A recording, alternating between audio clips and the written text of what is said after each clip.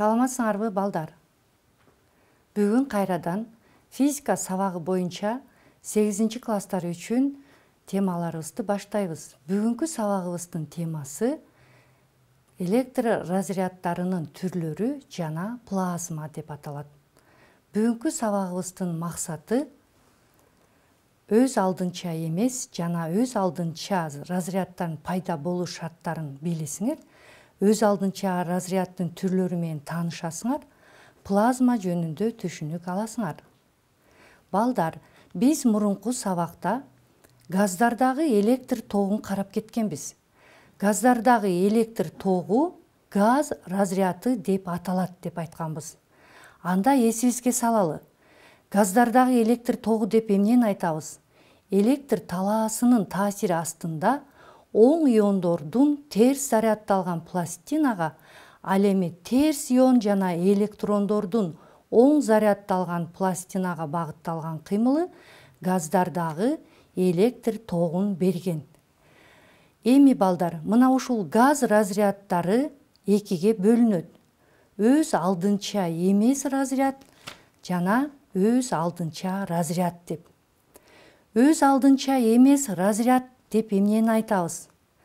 Сырткы ионизатордун жардамында гана ишке ашкан газдардагы электр тогу өз алдынча эмес разряд деп аталат. Ал эми ионизатор эмне экендигин силер мурунку сабакта билгенсиңер. Өз алдынча эмес жана өз алдынча разряддардын пайда болуусун карап көрөлү.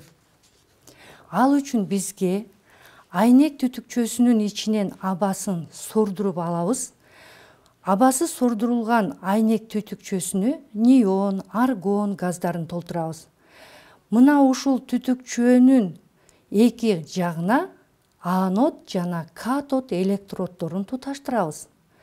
Бул анод жана катод электроддору ток булагы менен туташтырылат. Чынжырга мындан башка амперметр, вольтметр, резисторларды кошуп, чынжырды туюктап алсак болот. Биз азыр чынжырды туюктаганга чейин газды иондоштуруучу затты карап алалы. Бул жерде газды иондоштуруучу зат катары биз рентген нурун кабыл алабыз. Мына ушул иондоштуруучу рентген нуру газ түтүгүнө келип нурдантканда газды, мына ушул нурдануунун натыйжасында газдын нейтралдык атому же молекулалары нурдануунун натыйжасында электрондорго жана иондорго ажырайт. Эгерде биз электроддорду ток булагына туташтырбай же электр талаасын пайда кылбаган учурубузда, бул жерде нурдануунун натыйжасында газ иондошуп, оң иондор жана электрондор баш аламан, башкача айтканда, хаотикалык кыймылда болуп турушат. Качан гана биз электроддорду ток булагына туташтырууда, бул жерде электрондор терс зарядка ээ болгондуктан анодду көздөй, ал эми оң иондор катодду көздөй кыймылга келип, башкача айтканда, газда заряддалган бөлүкчөлөрдүн иликтүү кыймылы пайда болуп, газ аркылуу ток өтө баштайт. Эми биз ушул айтып аткан нерселерибизди балдар видеодон карап көрөлү. Мынакей, видеодо биздин катод жана анод вольтметр жана амперметрге туташтырылган.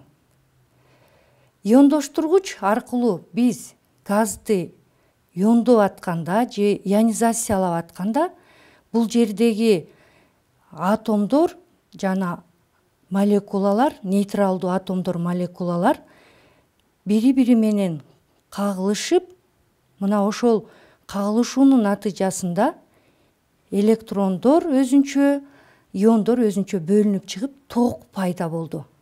Вольтметрдин көрсөтүүсүн көрүп атасыңар. Вольтметр жана амперметрде ток пайда болгону көрүнүп турат. Биз чыңалууну чоңойто бердик балдар.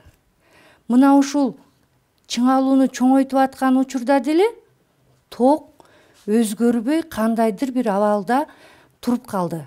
Башкача айтканда, токтун күчү өскөн жок. Кандайдыр бир учурда чыңалууну чоңойткондо анда токтун күчү кескин чоңоюп кеткендигин байкайт экенбиз. Бул деген эмнени түшүндүрөт эми балдар? Биз муну түшүнүш үчүн кийинки сүрөттү пайдаланалы. Балдар, биз азыр газды иондоштургучтун жардамы менен электр тогун пайда кылып аткан учурда мына ушул сырткы иондоштургучусуз эле өз алдынча ишке ашкан газдагы электр тогу өз алдынча разряд деп атала турганын азыр түшүнөт экенбиз. Бизде биринчи учурда өз алдынча эмес разряд, ал эми экинчи учурда өз алдынча разряд пайда болду. Биз азыр сүрөттөн карап көрөлүчү кайрадан. Биз координата огун алып, балдар, бир жагына чыңалууну, абсцисса огуна, ал эми ордината огуна токтун күчүн белгилейли. Мына ушул ток күчү менен чыңалуунун газ разрядынын вольт ампердик мүнөздөмөсү деп аталат экен. Экөөнүн бири-бирине көз карандылыгын карайбыз. Алгач бизде ионизатордун жардамы менен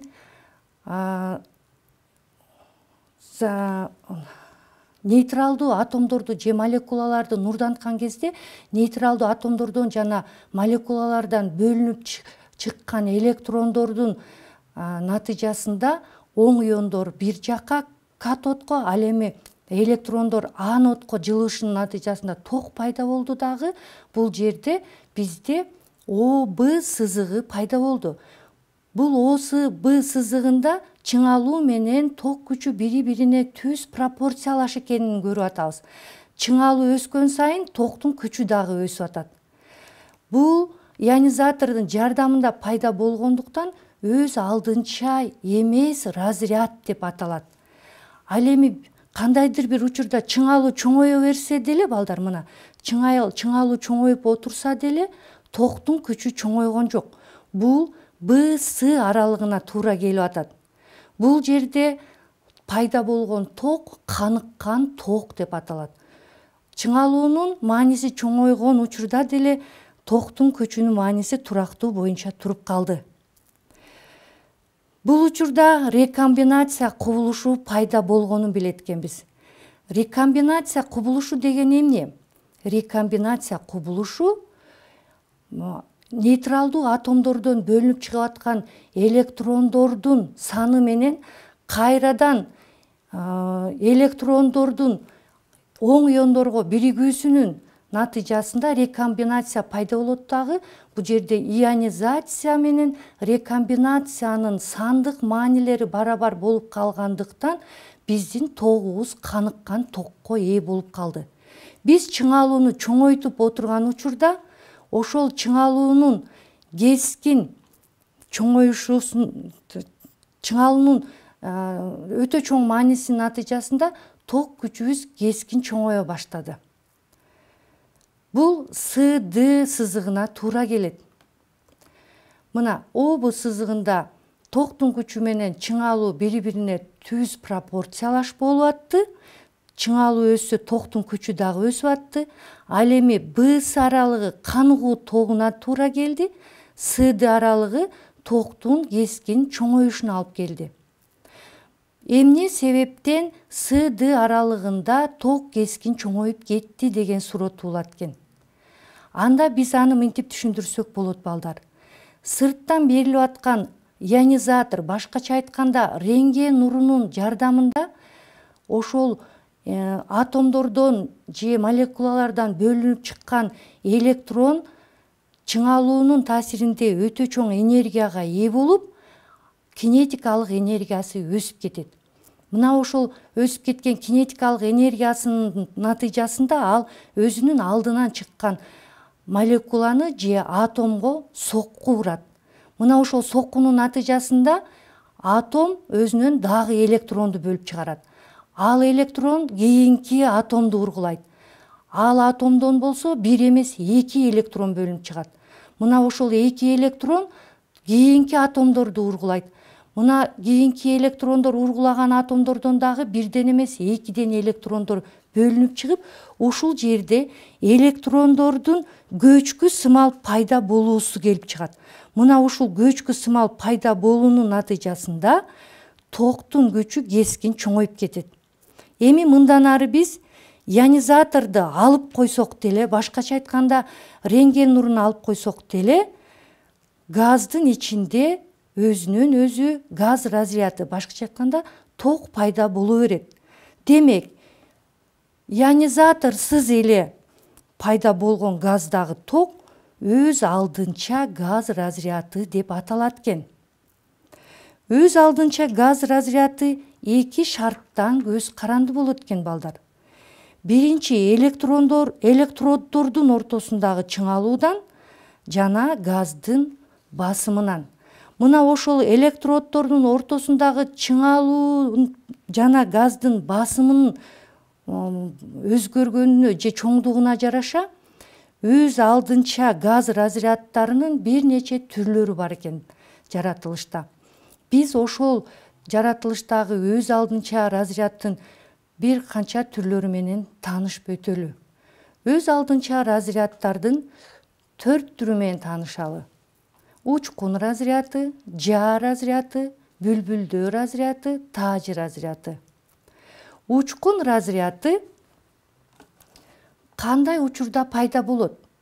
Учкун разряды газдын басымы менен атмосфералык басым бири-бирине барабар болгон учурда, же болбосо газдын басымы атмосфералык басымдан чоң болгон учурларда дагы пайда болот, жана жогорку чыңалуу кезинде пайда болот.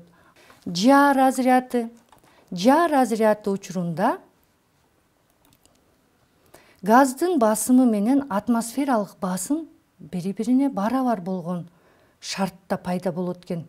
Бул учурда катоддун бетиндеги термоэлектрондук эмиссия кубулушу дагы келип чыгат. Токтун күчү 10 амперден 100 амперге чейин өтө чоң ток күчүнө ээ болот экен. Ал эми температура болсо 4000 градус Цельсийден 7000 градус Цельсийге чейин жогорулайт. Бул учурда көзөнөкчөлөрдө же электроддордо кратерлер пайда болуп калаганын байкайт экенбиз балдар. Андан кийин бүлбүлдөө разряды. Бүлбүлдөө разряды бул өтө төмөнкү басым кезинде пайда болот экен.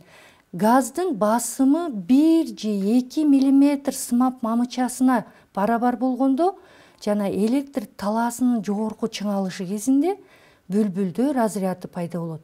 Ал эми таажы разряды болсо, бул учурда дагы газдын басымы атмосфералык басымга барабар же атмосфералык басымдан чоң болушу мүмкүн. Электр талаасынын чыңалышы дагы жогору болот экен. Эми балдар, силер бүгүн газ разряддары жана алардын түрлөрү менен тааныштыңар. Өз алдынча эмес разряддарды билдиңер. Андан сырткары биз бүгүн балдар плазма төшүнүгү менен да таанышабыз. Плазма деп эмнени айтабыз?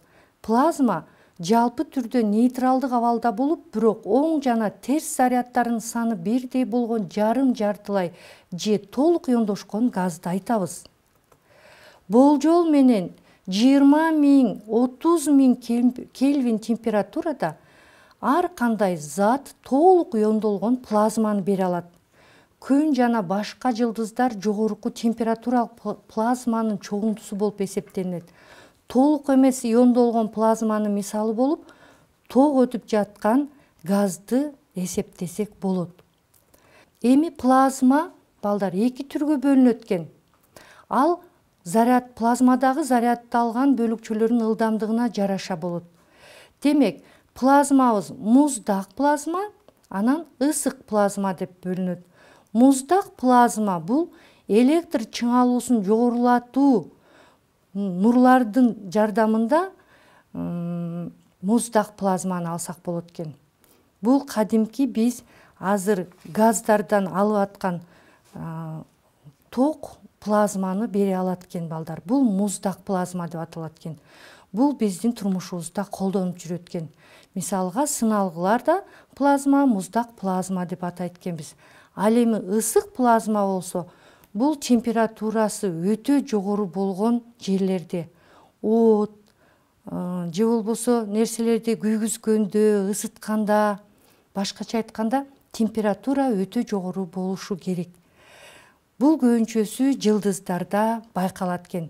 Силер билесиңер, күндүн бетиндеги температура 6000 Кельвин.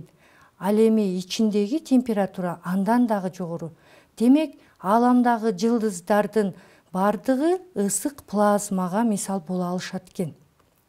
Ал эми плазма, балдар, турмушта кайсы жерлерде колдонулат деген суроого биз сүрөттө көрүп турган металлургияда, тиричилик техникасында, медицинада, энергетикада, космонавтикада, аскер куралдарында, турмуш тиричиликте колдонот экенбиз. Ушуну менен бүгүнкү сабагыбыздын соңуна чыгабыз, балдар.